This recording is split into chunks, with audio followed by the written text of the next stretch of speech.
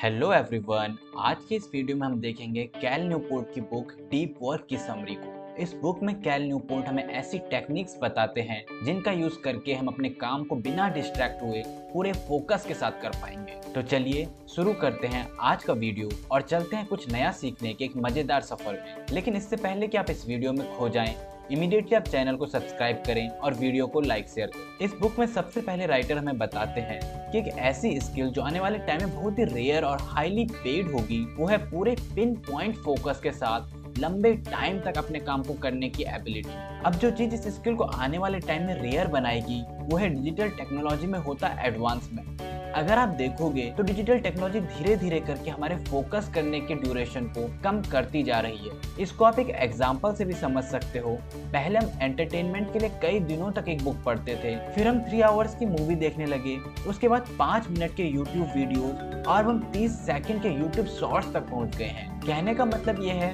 कि टाइम के साथ एक ही चीज पर ज्यादा टाइम तक फोकस करने की हमारी एबिलिटी खत्म होती जा रही है और फ्यूचर में स्किल और भी रेयर हो जाएगी। इस वीडियो में हम आपको आगे बताएंगे कि कैसे अपनी लाइफ की डिस्ट्रैक्शन से बचते हुए एक काम को पूरे फोकस के साथ कर सकते हैं। जो भी वर्क हम करते हैं वो बेसिकली 2 टाइप के होते हैं। पहला है सैलो वर्क और दूसरा है डीप वर्क। सैलो वर्क की कैटेगरी में जनरली मल्टीटास्किंग से रिलेटेड वर्क आते हैं या फिर ऐसे काम आते हैं जिन्हें हम पूरे फोकस के साथ नहीं करते, जैसे सोशल मीडिया यूज करते हुए कोई प्रोजेक्ट कंप्लीट करना, म्यूजिक सुनते हुए पढ़ाई करना या फिर टीवी देखते हुए खाना बनाना।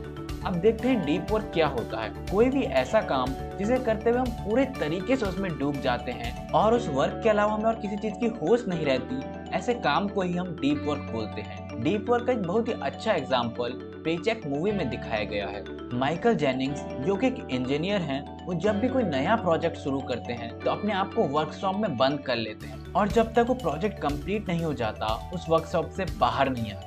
वो कई महीनों तक उसी वर्कशॉप में रहकर सिर्फ और सिर्फ अपने प्रोजेक्ट पर काम करते हैं और प्रोजेक्ट खत्म होने पर ही बाहर की दुनिया में वापस आते हैं। आप में से कई लोगों को लग सकता है कि मेरा काम तो सैलो वर्क के साथ ही हो जाता है, मुझे डीप वर्क करने की तो कोई जरूरत ही नहीं है। तो मैं आपको बता दूं कि मान लीजिए कि आप अपने पूरे 100% फोकस के साथ पढ़ाई या फिर कोई और काम कर रहे थे, लेकिन तभी बीच में आप सोशल मीडिया यूज करने लग जाते हैं। अब जब आप अपने काम पे वापस आओगे तो आपका सिर्फ 70 से 80% फोकस ही वापस आएगा, बाकी का 30% फोकस आपका सोशल मीडिया में ही रह जाएगा। इस कॉन्सेप्ट को अटेंशन रेसिड्यू कहा जाता है और आपको वापस अपना 100% फोकस पाने में काफी टाइम लग जाएगा। तो सैलो वर्क आपका टाइम और क्वालिटी ऑफ वर्क दोनों का ही लॉस कराता है। डीप वर्क हमारी लाइफ में कितनी बड़ी सक्सेस ला सकता है, इसका बेस्ट एग्जांपल है बिल गेट्स और जेके रॉलिंग। ये दोनों ही डीप वर्क करने की वजह से अपनी लाइफ में मैसिव सक्सेस पा चुके हैं। अब देखते हैं डीप वर्क करने की 4 डिफरेंट टेक्निक्स। आप अपने कंफर्ट के हिसाब से कोई एक टेक्निक चूज कर सकते हो।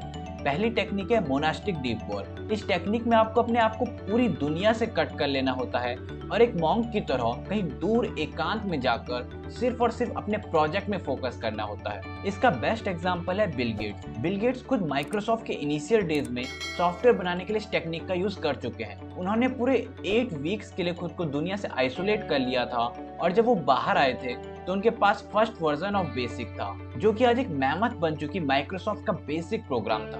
अब खुद को इतना ज्यादा टाइम के लिए पूरी तरीके से आइसोलेट कर देना ज्यादातर लोगों के लिए पॉसिबल नहीं होगा, तो वो लोग बाई मॉडल डीप वर्क का यूज कर सकते हैं। बाई मॉडल डीप वर्क में आप कुछ टाइम डीप वर्क करते हैं और फिर वापस नॉर्मल लाइफ में आ जाते हैं। इस टेक्निक का यूज हैरी पॉटर की राइटर जेके रॉलिंग्स खुद कर चुकी हैं। जब वो हैरी पॉटर बुक लिख रही थी तो उन्हें अपने घर में बुक लिखने में काफी प्रॉब्लम हो रही थी। वो बार बार अपने आसपास की चीजों से डिस्ट्रैक्ट हो जाती थी, तो उन्होंने बुक लिखने के लिए एक होटल में जाना शुरू किया जहाँ कोई शोर शराबा नहीं होता था, कोई डिस्ट्रैक्शन नहीं होता था और फिर कुछ देर होटल में क्वालिटी राइटिंग करने के बाद वापस अपने घर आ जाती थी और नॉर्मल लाइफ जीने लगती थी। बाई मॉडल डीप वर्क का यूज करके जेके रॉलिंग एक नॉर्मल लाइफ जीने के साथ में डीप वर्क कर पाई। तीसरी टेक्निक है रिदमिक डीप वर्क। इस टेक्निक में आप अपने लिए हर दिन एक टाइम फिक्स कर सकते हो जिसमें कि आप सिर्फ और सिर्फ डीप वर्क करेंगे और बाकी टाइम आप सैलो वर्क करेंगे। जब आप हर दिन एक फिक्स टाइम में पूरे फोकस के साथ डीप वर्क करने लगोगे तो आपके ब्रेन को इसकी हैबिट लग जाएगी